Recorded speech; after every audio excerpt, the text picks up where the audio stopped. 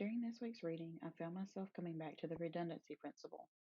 Like many people, I've encountered courses that didn't follow this principle, and I've even created some in the past myself.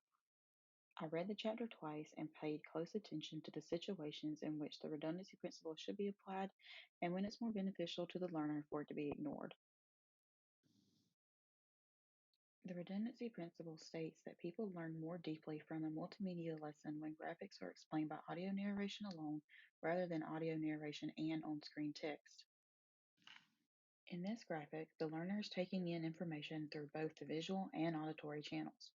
They are looking at the graphic while listening to the narration explaining it.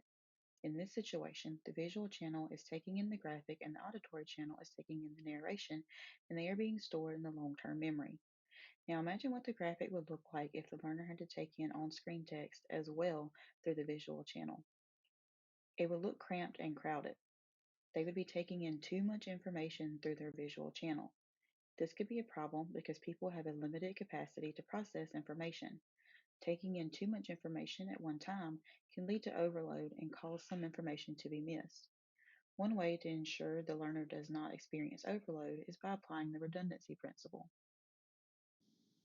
Now that we know what the redundancy principle is and how it works, it's important to note that applying the principle is often situational. The redundancy principle should be applied in cases where the lesson is fast-paced, includes words that are familiar, and when there are many words on the screen. Take a look at this slide from a presentation on the weather. This is an example of the redundancy principle not being applied when it should be. Notice there is a graphic, on-screen text, and audio all on one slide.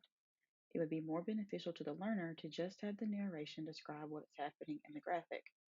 The way the slide is formatted now, the learner's visual attention will be split between the graphic and the on-screen text, and some information could be missed. However, there are times when it's beneficial to include the on-screen text in addition to the narration.